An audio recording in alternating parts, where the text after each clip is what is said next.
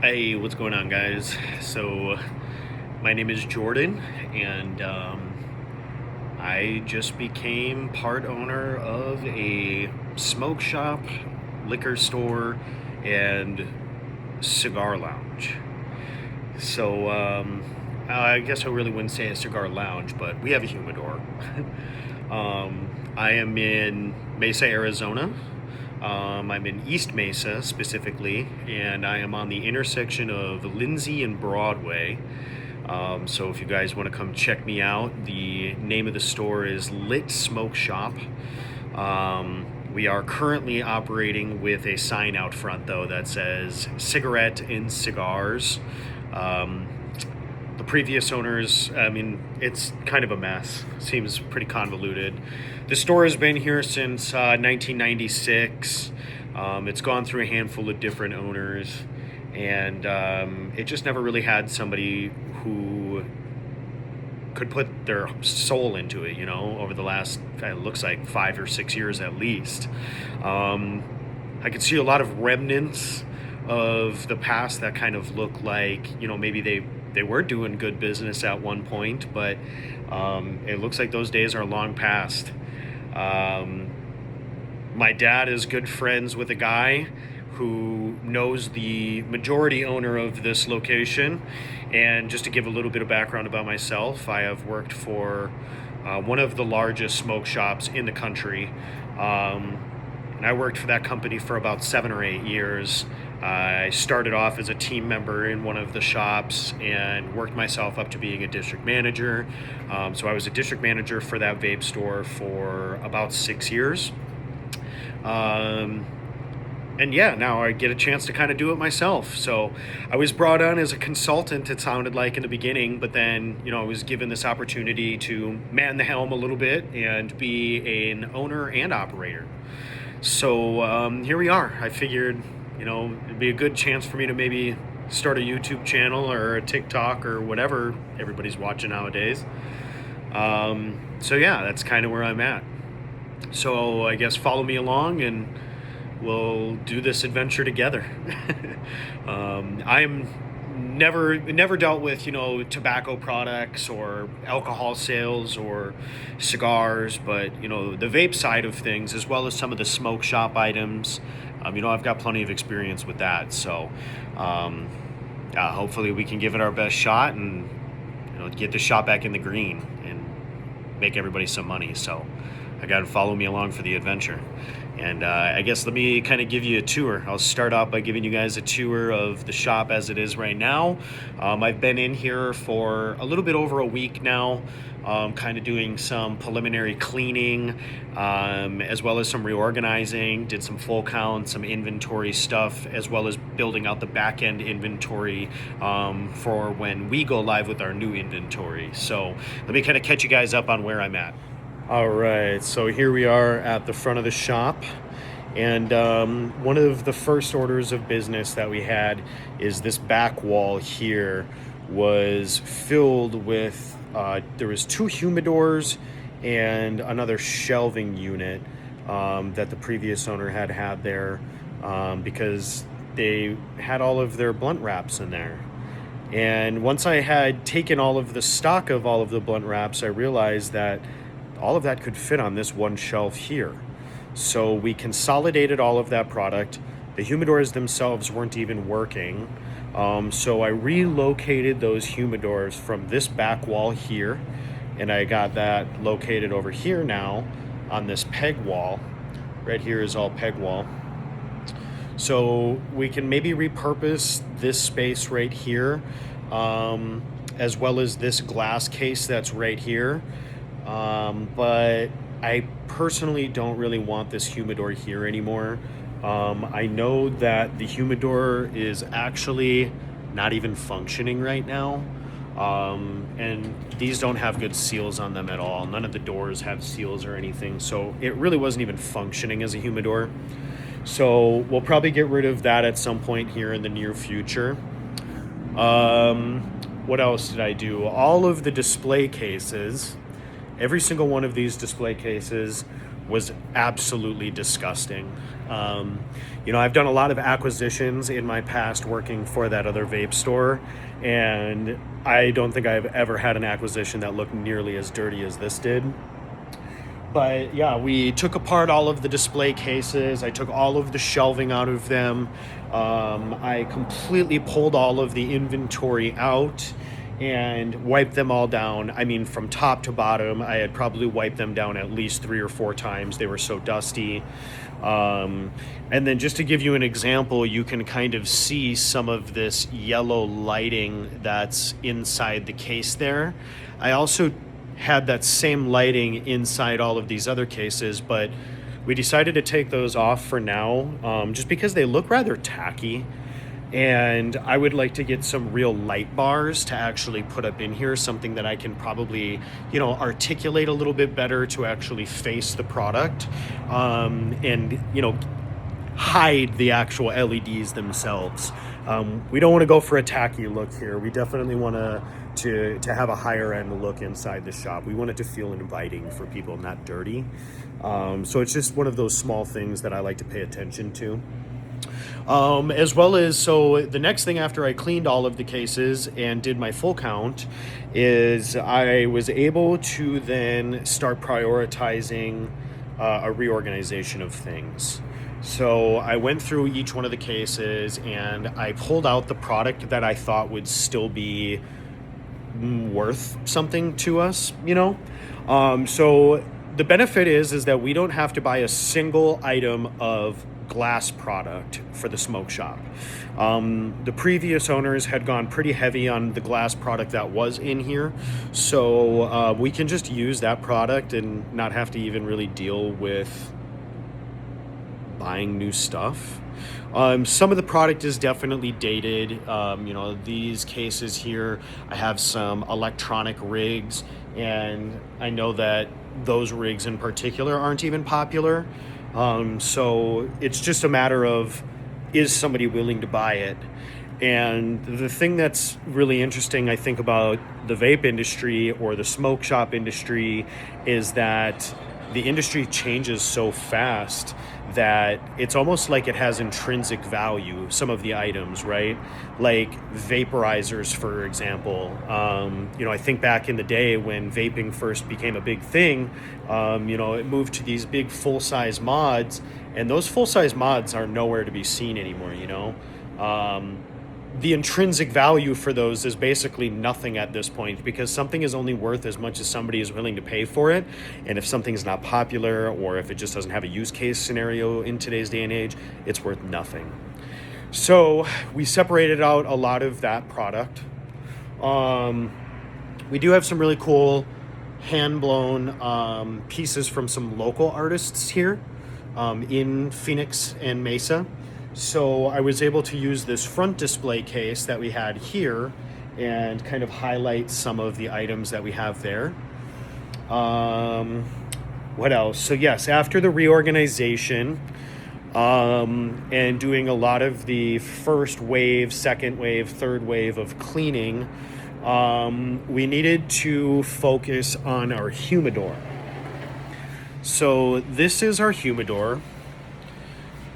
Our humidor is currently under temp and under humidity, but we are working on that. We have a broken AC unit in here right now. So to kind of keep costs low for us in the beginning stages while we try to get the shop back off the ground, we have this portable AC unit that we've got in here. We needed to reroute some of the exhaust things in here to actually get that unit to work, but it is working. It's nice and chilly in here. I'm sure you can even see my humidifier right here is kicking off some good humidity. But yeah, so this is the humidor. We've got a good amount of product in here. This is by far probably some of the more expensive items that we have in the shop. The margins are supposedly really good. So I am excited to get myself more involved with the cigar side of this business and really learn more about flavor profiles and different types of cigars, different regions that they come from. So this is definitely going to be a spot that I am very interested to explore more in. We definitely need more lighting in here as well. You can see both of these lights are bad. I think the ballasts in those are bad. I'm also wondering if maybe you have to have certain types of ballasts, like waterproof ones inside a humidor, because the humidity is supposed to be at 70%. And again, so from the research that we've done so far, we have come to the conclusion that the best operating temperature is 70 degrees and the best humidity is at 70%. So 70 for your humidor. So that's good to know. What else do we got here? So we've addressed that. We've got the AC unit working now. I did a complete overhaul of all of our front coolers here. This area of Mesa does have a lot of people walking up and down the streets. So people do stop in and they do want to grab single beers, it seems like. But we did just actually have our beer rep today. Shout out to Crescent Crown. Shout out to Daniel. Shout out to Josh, the two guys that came and filled up my coolers today. But yes, so we just got some products in here. We just got ourselves some of the bare necessities right now, just to kind of get us off the ground. And then we did also get some things like some of the 30 packs down here. But the idea with these guys is I'm probably going to break those up into some 6 packs for us. So that way we can keep our cost down on purchasing and we can try to spread our margins out a little bit more. So that is that. Oh, all of this spacing up here, I mean, this all got cleaned out over the last 2 days. I think whoever worked here in the past, I mean, there was definitely a hoarder. Every single one of these shelves was just packed with cigar boxes. Which is another good piece of information to give, I guess, is that apparently, and I still have yet to confirm this myself, but if you save the cigar boxes, you can keep your costs down as well when reordering them, because you can reorder single cigars instead of having to order a whole box, which includes the price of the box. So there's that. Oh yeah, and I'll show you a big collection of some of the boxes that we currently have. We just have way too many. So this is part of the store that I have not really gotten to yet. This is going to be our office. And again, whoever worked here or owned this business in the past has definitely been a hoarder. So here is the current state of the office. You can see we've got stuff kind of everywhere.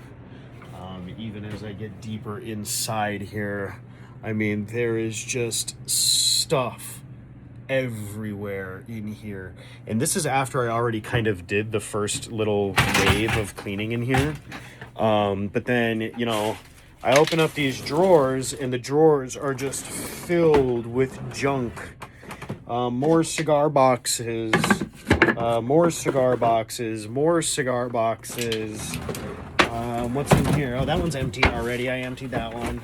I don't even know where to begin with this drawer right here. Some price tags, some more price tag stuff, which is good to have, but just no organization in here whatsoever. I mean, this to me is kind of clear why the business was not doing the greatest.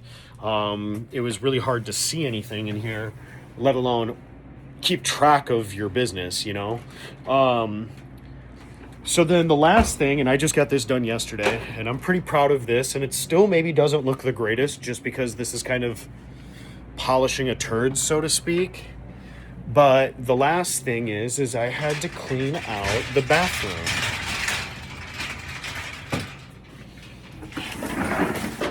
So the bathroom is right here.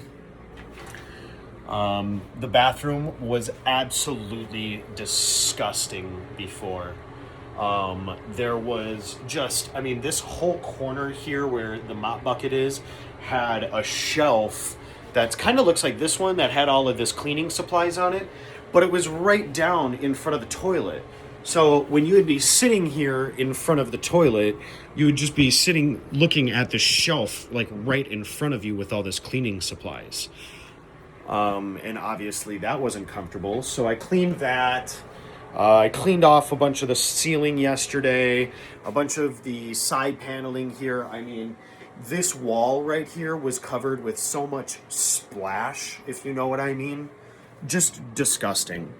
And a philosophy that I kind of had from my stores at my previous company I worked for is that your store, or sorry, rather, you can kind of get a good indication of how well somebody is managing their location based off of how clean their bathroom is. If their bathroom at their shop is disgusting, in my mind, I think to myself, if you're willing to put up with your bathroom being that gross and unorganized and what have you, then how do you keep other things organized? Like, that's supposed to be where you do your private business. Well, then if your private business is being handled like that, how is my business being handled, right? So that's just a philosophy I've always kind of stuck by. What else? Vapes. We did just get disposable vapes in here. I've been working with a rep at a company out here in Arizona, and we've been working on getting a better selection of those in here as well. Margins are pretty good on vapes, depending on what ones you're working with, and rather what brands you bring in, and how big of a selection you have. Something that especially that I've realized is that in order to have a premium selection, you really need to have a large selection. You want to have a range of different types of products for your customers to choose from. So right now I've got 5 different brands. Eventually I would probably like to relocate that wall that I have by the cigarettes and give it its own wall over here in this empty space. We're going to repaint this wall, patch and paint, and then likely put up some sort of slat wall, so that way we can get some shelving up on here, and then we will use that shelving probably primarily for disposable vapes.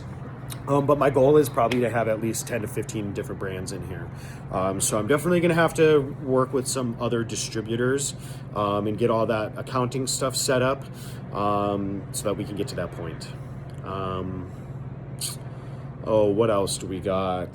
The last thing that I am currently waiting for, I guess this is kind of where I can round out this video for you guys right now, is I have been building out our IMS, our inventory management system. We are using Square as our point of sale. And we're doing Square just because I have a lot of experience with Square. I understand the reporting, the back end, through and through. So we're going to use Square. Now, for the inventory management system, I know that in my previous experience, Square isn't always the best for accurate reporting.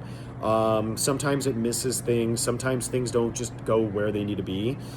So it's always important to do a full inventory count at least once a quarter. I think for the first couple of months here, I'm probably going to end up doing another full count within the next month, just to verify that the new inventory management system on Square, as well as the SKUs for all of the items, are working. That's a big project that I've got ahead of me, as well as getting every single one of these SKUs input to Square. So that way I can use the little scan gun, beep, to check out all my product. The previous owner was not using anything to report. They were using Square, but they were using just bare functionality of it. They had a set of like 8 or 9 different buttons, and it was like smoke, cigar, cigarettes, tobacco, papers and wraps, so on and so forth. And you would click on that category, and it would have you enter a custom amount, which then on the back end, you're not able to see any of those products. Like, you don't know what item exactly are moving. So again, like, it's no wonder to me maybe why this business wasn't doing the greatest. You're supposed to track trends. You're supposed to know what items your customers want, especially for reordering purposes. You don't want to reorder and have to spend $10,000, $5,000 on an order because you're just blanketed ordering things. You want to make sure that you're paying attention to those trends in how your customers are purchasing. Maybe you have a customer that comes through once a month and buys a large quantity of products. So you don't need to order that product every other week with your regular orders, right? You could just hold off on doing that big order at the first of every month or something like that.